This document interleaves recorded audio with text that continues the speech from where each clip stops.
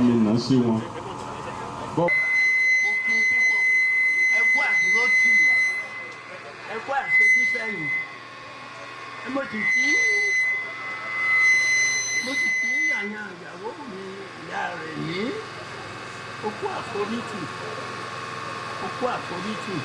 lójú wọn kí ìyàwó mi kejì ìyàwó mi okú àforítì olùwàdóòtù yìí olùwàpẹ̀pẹ̀ yìí olùwàwà yìí lọ́wọ́ olóòní dáìn láàmú àbákọ̀ lọ́gọ́ta kúránì àbákọ̀ làbóyà ṣe rí success of a man ó dùpẹ́ lórí àyàwó gbogbo success yìí ní ìní òun àjọ ìyẹn tó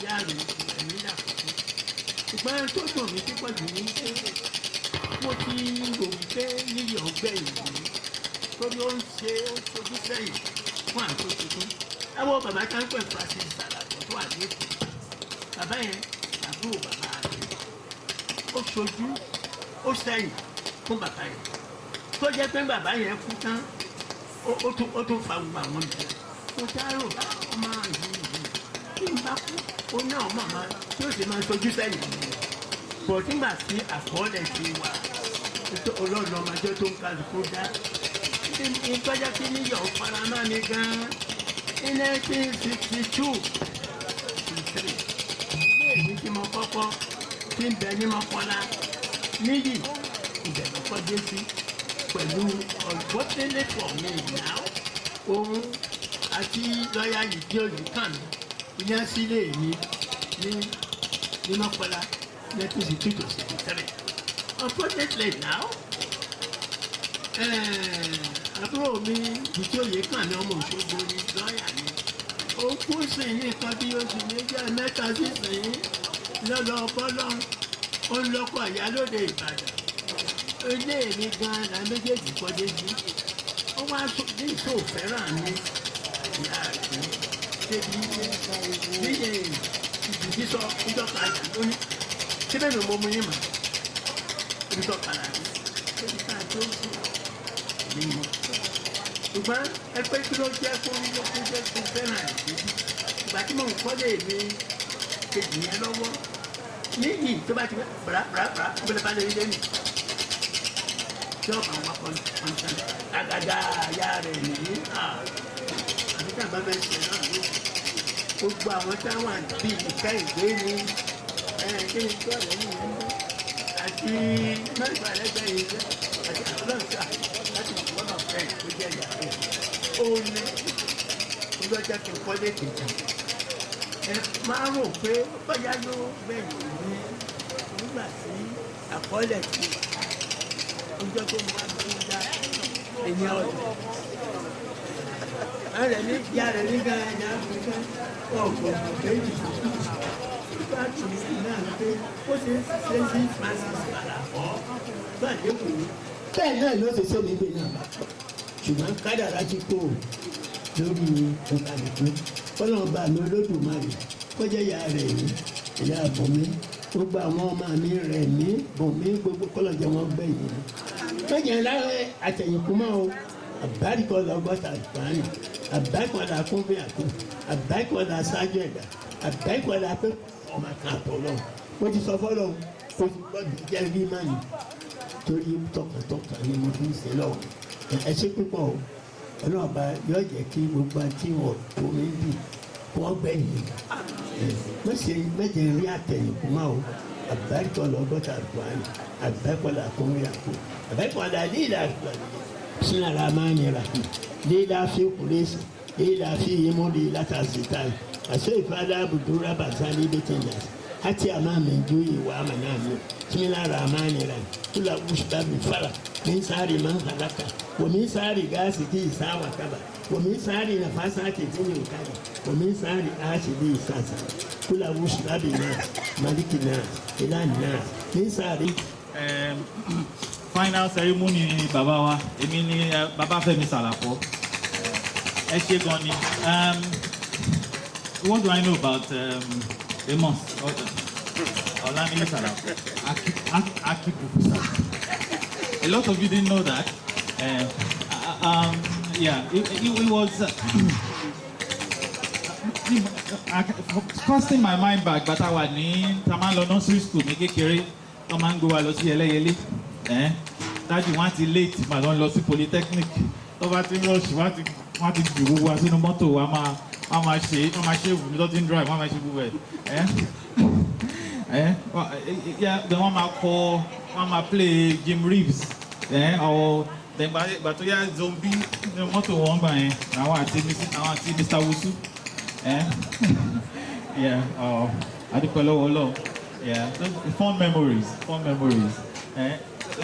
Daddy there is such a very giving person. He always does. Go to the greatest extremes. That's to help other people. In fact, up to the point that when your man take advantage of mo rántí màmá àgbà. That's màmá àgbà ni màmá wọn. Wọ́n máa bú wọn lójú pé ìṣe ni yóò fi orí rẹ̀ lẹ̀ yóò jẹ́ kí àkùnrin àwòdì ó gbé tiẹ̀ lọ. So I mean, some of those things, I've tried to inculcate those things in my life. We only have one life, and whatever about you see, on your man. And from the testimony that you got to everybody, so that Thank you. So okay, so I'll actually go on and I wish everybody journey masses.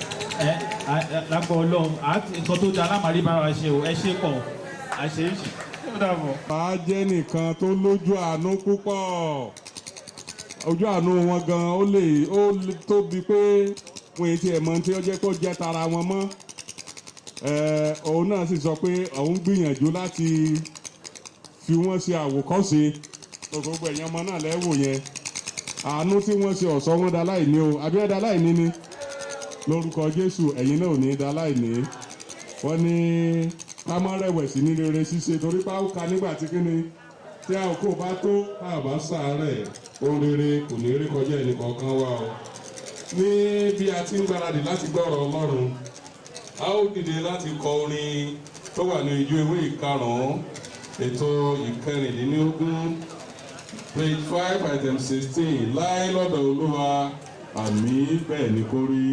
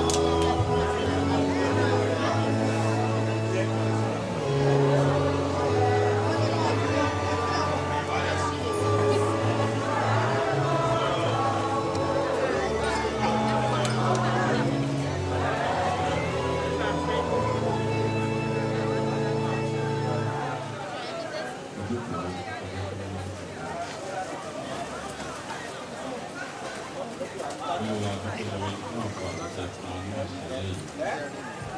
Àdá òjò láti ìpadà sí ọ̀dọ̀ yín ní orúkọ Jésù ẹ̀jẹ̀ òkúté àti ìwà. Àgbàdúrà yìí pé agbára mi mọ́ yín jẹ́ kó wọnú ayé wa.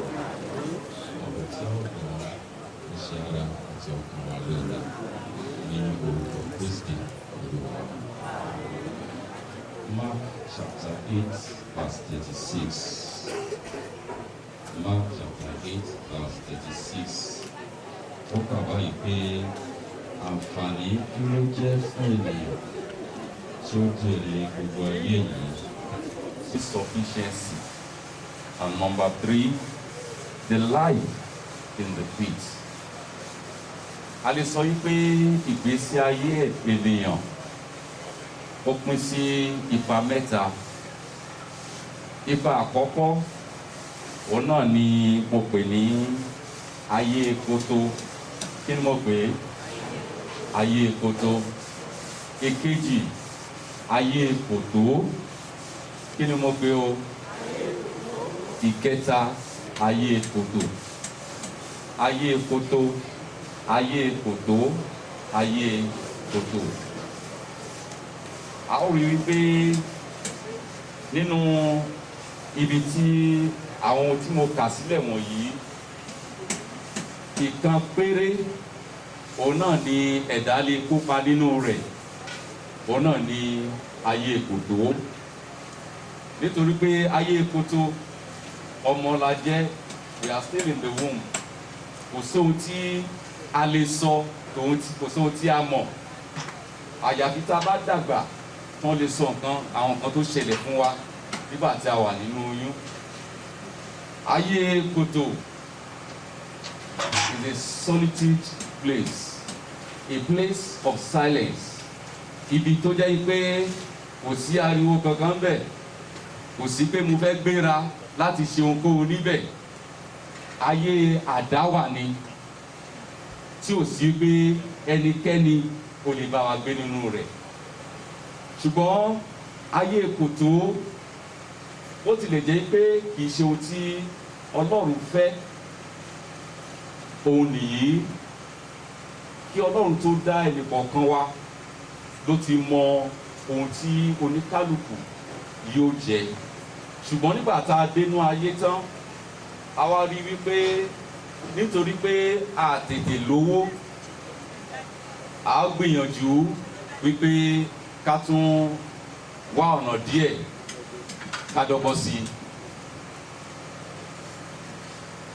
Èrèdí nìyí tó jẹ́ pé ọ̀pọ̀lọpọ̀ ìwà ìbàjẹ́ òun náà ni ẹ̀dá ó wá ń ṣe. Ara rẹ̀ ni olè jíjà.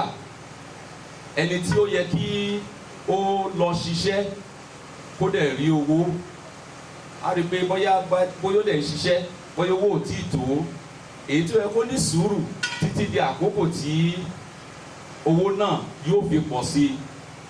Kí ni wọ́n máa ṣe? Wọ́n bẹ̀rẹ̀ olè jíjà. Olè jíjà yìí dẹ̀ ní ẹni tí ó bá lọ káyàn mọ́lé, kì í ṣe kó lọ pẹ̀lú àlàáfíà tàbí àlàáfíà ló bá lọ. Ṣùgbọ́n tó bá ṣeé ṣe, ó lè pa ẹni tó ní nǹkan. Ara ẹ̀ náà ni kidnapping, gbígbé ọmọ, nítorí pé we want more money. Nítorí pé ohun tí a lérò tó wà nínú ayé pé kò tó, pé a tún gbọ́dọ̀ wá ọ̀nà mìíràn pé kó lè tó. And the most unfortunate thing is that even when the person that steal and has enough money, you will not see him just say, it's okay, I shouldn't go further again. Nǹkan tó ṣẹlẹ̀ láàrin wa nìyí. Gbogbo àwọn tó ní owó, they want more money. A máa wá owó yẹn ṣe kí ni? A máa wá sí i. Oríṣiríṣi nǹkan làwọn ènìyàn ṣe láti lè ní ọrọ̀. Oríṣiríṣi nǹkan làwọn ènìyàn ṣe láti lè di olówó. Oríṣiríṣi làwọn ènìyàn ṣe láti lè jẹ́ olókìkí. Ṣùgbọ́n gbogbo nǹkan wọ̀nyí kì í ṣe ohun tí Ọlọ́run fẹ́. Ọlọ́run fi yé wa pé gbogbo àìṣe òdodo ẹ̀ṣẹ̀ ni. Kí sì ni èrè ẹ̀ṣẹ̀? Ikú. bàbá Sàlàkọ́ wọ́n ti parí eré ìje tiwọn nínú ayé yìí. If somebody will tell Baba Sàlàkọ́ maybe about a year ago that one day you sleep in the car park, kí la máa sọ? A sọ pé kò láyé kò gbọ́dọ̀ kò lè rí bẹ́ẹ̀. Where is he now? That is life for you. Tó bá ń béèrè pé àwọn ọmọ asùntàdà pé ọmọ asùntà ni ẹ́, you will be annoyed.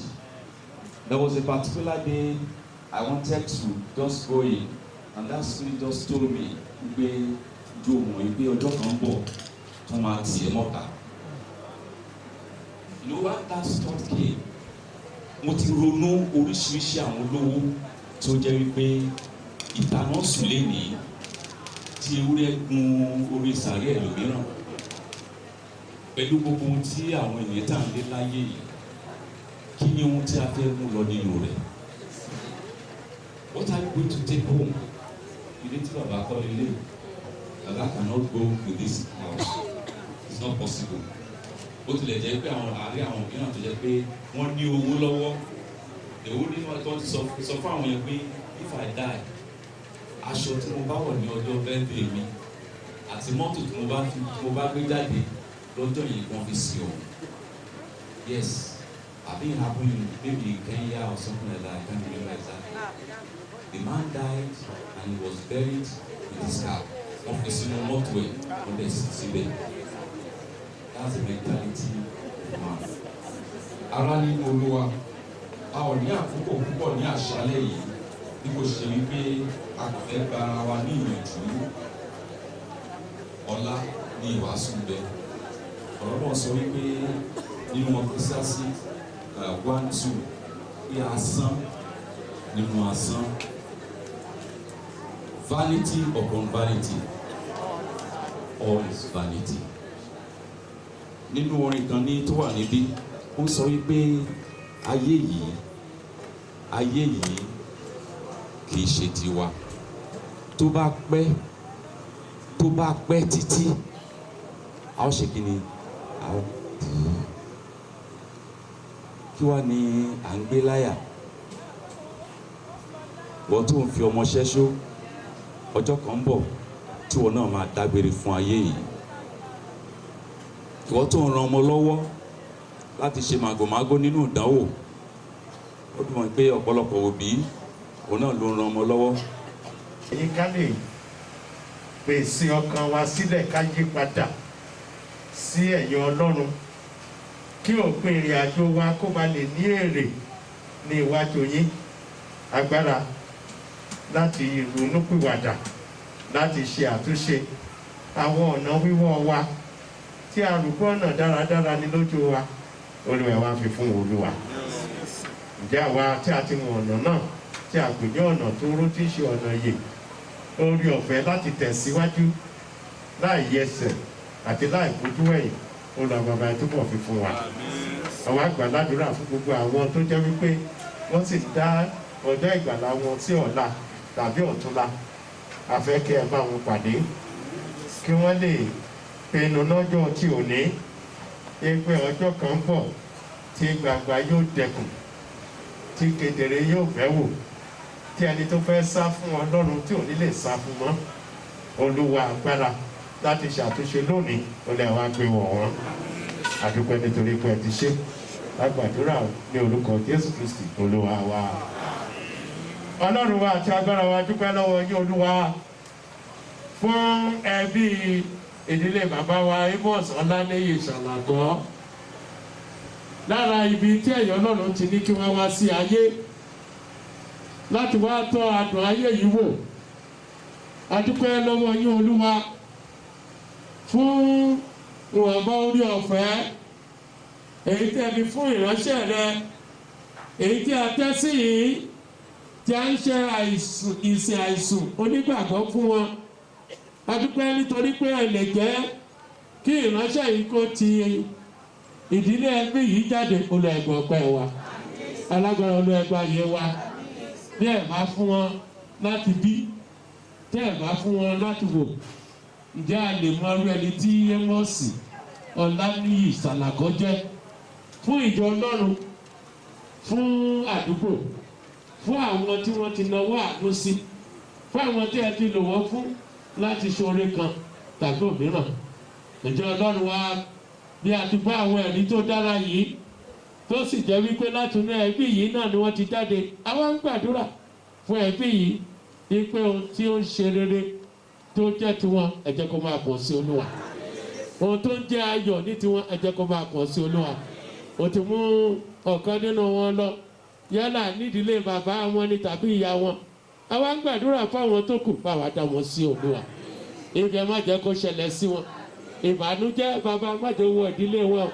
Àwa ń gbàdúrà fún ìdílé bàbá wọn àti ìyá wọn nígbà tó bá ronú ohun rere èyí tí ọ̀kan nínú àwọn ọmọ wọn tí ó ti ṣe àwòkọ́ṣe àpẹẹrẹ rere bẹ́ẹ̀ wọ́n lè wá fi fún àwọn tó wà lẹ́yìn. Bàbá wa gbàdúrà o èyí pé fún ìdílé yìí ẹ jẹ́ kó máa tẹ̀síwájú nígbà tí ìránṣẹ́ rẹ yóò fi ayé sílẹ̀ ó fi aya àti ọmọ sílẹ̀ tí ń ṣe ìdílé rẹ̀. Bàbá tí ń tọ́jú ẹni nígbà tá a wà láyé, ọba tí ò kú ní ààyè rẹ̀ nígbà tí èèyàn bá sí láyé. Bàbá má jẹ́ fà àwọn ọmọ yìí sílẹ̀. A gbàdúrà fún àwọn aya wọn àtàwọn ọmọ wọn lórúkọ Jésù Kristi jẹ́ kó dára fún wọn. Bàbá lẹ́yìn ìgbà táwọn ṣe ìsìn ìkẹyìn fún bàbá wa lọ́la, akẹ́kọ̀ọ́ máa mọ ìpè tí ẹ pè wọ́n sí ọ̀dọ̀ gẹ́gẹ́ bí ọkọ, gẹ́gẹ́ bí ìpè tó dára fáwọn náà láti tẹ̀síwájú débi ayọ̀ wọn lórúkọ Jésù ẹ ṣe bẹ́ẹ̀. Àwa gbàdúrà wípé àwọn aya wọn àwọn jọ bọ́jọ́ ọlọ́jọ́ lọ. Orí àwọn ọmọ àwọn jọ kó gbàgbọ́dọ̀ Olúwa. Bàbá ti gbìyànjú ètò tó lè ṣe lórí ilẹ̀ alààyè. Wọ́n ti tọ́ àwọn ọmọ débi tẹ́rù kò bà wọ́n. Ìjà wa gbàdúrà ìpè nígbà tí ẹ bá ṣẹ̀yẹ ẹ̀kẹ́yìn fún bàbá yìí tán tó máa padà lọ sí ibùgbé yín lórúkọ Jésù. Òrèrè yóò máa ṣẹlẹ̀ ní ayé yín. Àjálù burú ò ní jálò yín lórúkọ Jésù. Odídẹrẹ́ yín kò ní gbé sóko ìwájẹ ẹ ní tí àjògbè ti ṣáájò. Àwa gbàdúrà pé ọ̀nà yín yóò máa dára sí ni. Ẹ ti mọ̀nà Ọlọ́run nígbà tí bàbá wà láyé, nígbà tí Ọlọ́run dẹ̀ pé bàbá sọ́dọ̀ lórúkọ Jésù ẹ̀ nípa yìí dà. Àtúnidá ò ní tún yín dá. Àgbàdàdúrà lórúkọ Jésù ẹ̀mí kíkún àti àlàáfíà ó lè yọ ọmọ ọlọ́kùnrin àti olóbìnrin láti lọ ayé yé. Àwọn àgbàdàdúrà ní ibùjókòó yín èyí tí ẹ ti jẹ tí ẹ ti mu ẹ nírógun àpò àbà àdáràn sí ni lọ́rùn òní dáràn sí lọ́rùn. Àwọn àgbàdúrà fún ìjọ Ọlọ́run náà èyí tó jẹ́ pé àwa náà ti gbọ́ ohun rere tí bàbá ṣe láàrin wa táwa náà mọ̀ ẹ̀mí ìtẹ̀síwájú láti tún máa ṣe gẹ́gẹ́ bí ìránṣẹ́ ìtòbi sílẹ̀ ó lè wá fi fún Olúwa. Àwọn àgbàdàdúrà pé nígbà tí àkókò tiwa ní òbádé gẹ́gẹ́ bí ìjọ Ọlọ́run a fẹ́ rí ká torí ikú a sì fẹ́ gbọ́ ohùn òkàrè ọmọ ọ̀dọ̀ rere bọ́ síbi ayọ̀ rẹ. Bàbá lórúkọ Jésù ó lè ṣe ilé ìpè wa ìrere tí a ti gbà tí ń jẹ́ òtítọ́ lórúkọ Jésù tí ó sọ wá di òmìnira. Bàbá gẹ́gẹ́ bí ìjọ rẹ ogun ayé ogun èṣù ogun ẹ̀ṣẹ̀ ogun ẹran má jẹ́ borí wọn Olúwa. Àṣẹ́gun ni kò ṣe wá lóògùn gbogbo ẹ̀jẹ̀ káfíńjọba oríṣiríṣi jẹ́ àdúpẹ́ nítorí pé ẹ ti ṣe. A gbàdúrà ní orúkọ Jésù Kristi Olúwa wa.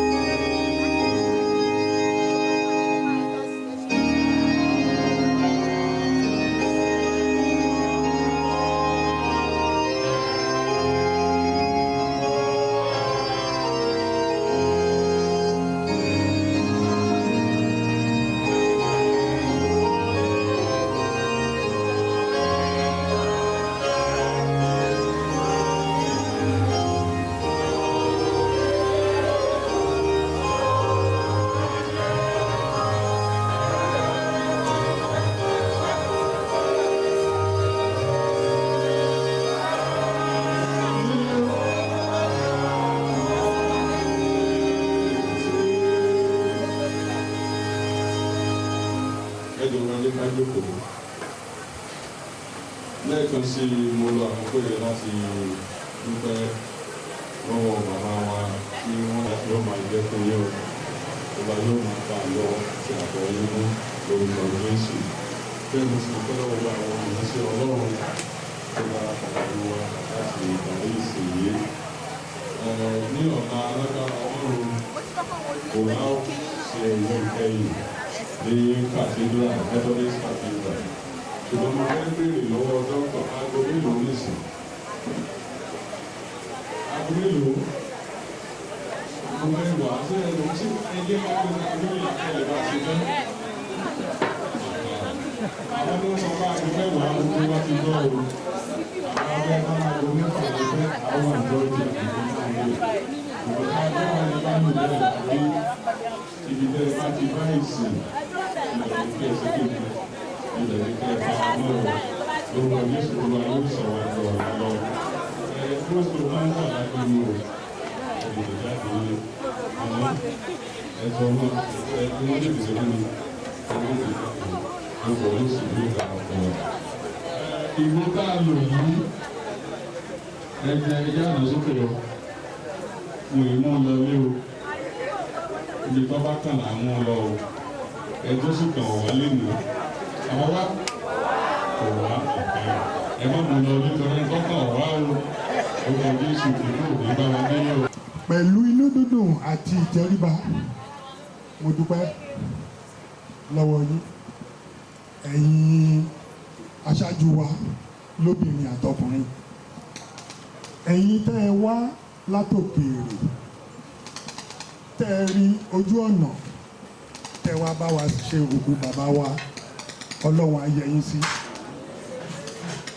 lágbára Jésù ọjọ́ apẹ̀sẹ̀ra wọn òkú ayọ̀ lélẹ́yìí o a máa gbádùn ara wa bàbá náà mọ̀ pé àṣà wọn lọlé Ọlọ́run ò ní dójú tì wá kò dẹ̀ ní dójú tì ẹ ṣe gan ni bí mo ṣe dúró síbí mo dúró lórí ọlá àwọn ọmọ bàbá ni èmi ni mo dàgbà jù nú wọn kì í ṣẹni tán bí lẹ́jẹ̀ nìkan lọ́mọ bàbá o ṣe rí létẹ̀ wò yìí apàtà kọjá ń bẹ̀ àwọn màmá tó jókòó àtàwọn àti bàbá bá a ṣe gbàbẹ̀ lọ nìyẹn àtẹ̀dúpẹ́ lọ́wọ́ Ọlọ́run àṣoríire Ọlọ́run á gbè wá lẹ́yìn o ẹ ṣe gan o ẹ ní tẹ́ o bá a ṣe ń lọ pẹ̀láyọ̀ bẹ́ẹ̀ la tún máa padà láyọ̀ á ṣe é ṣe fún yín o ẹ ṣe gan ní ẹ̀yin bàbá wa mo dúpẹ́. Ẹ ṣé o ẹ jẹ́ ká dìde dúró fún àdúrà àti oore ọ̀fẹ́. Ẹ jẹ́ ká gbàdúrà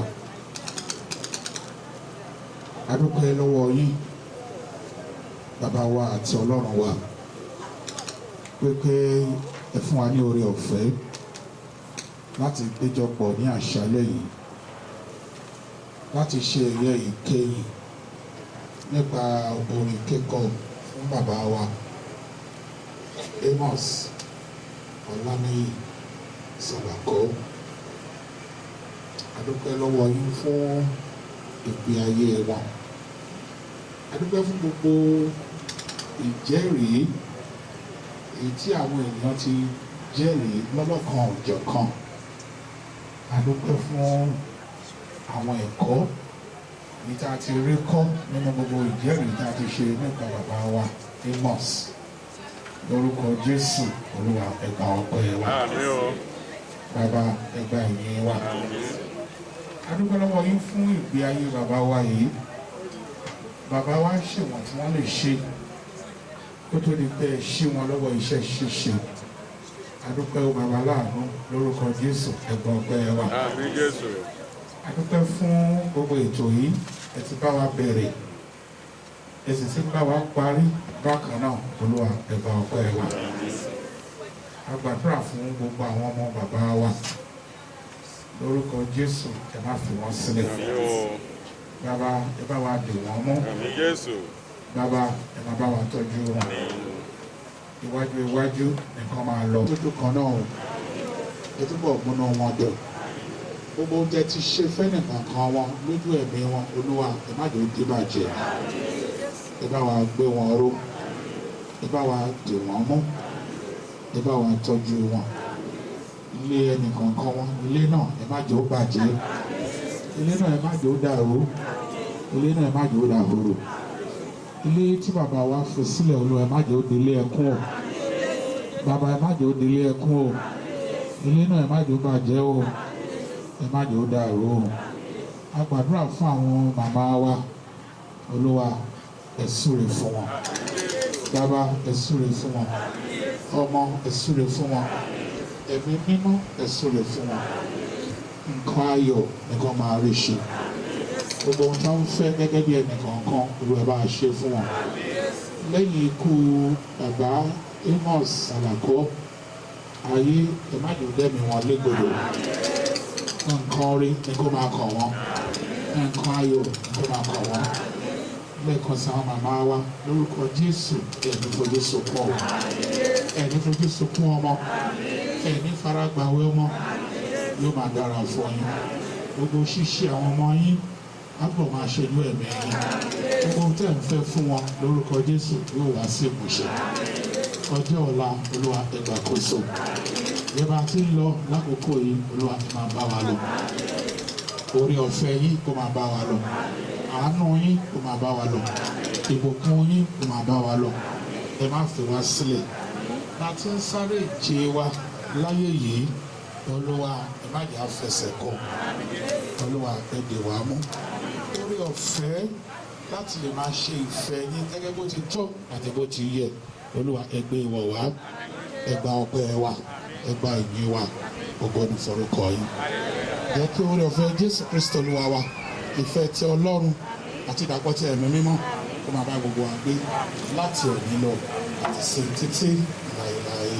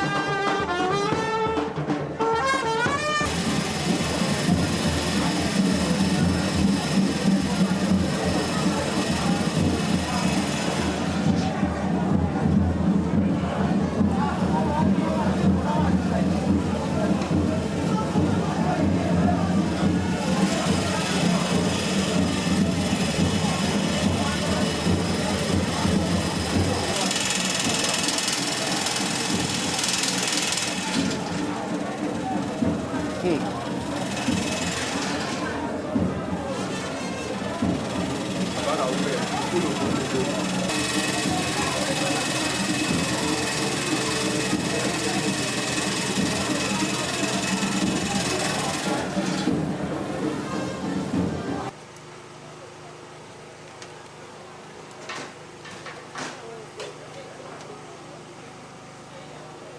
Ẹ máa wá lọ méjì lòkùn fẹ́ tutù gbóná. Ẹ máa wá lò fẹ́ tutù.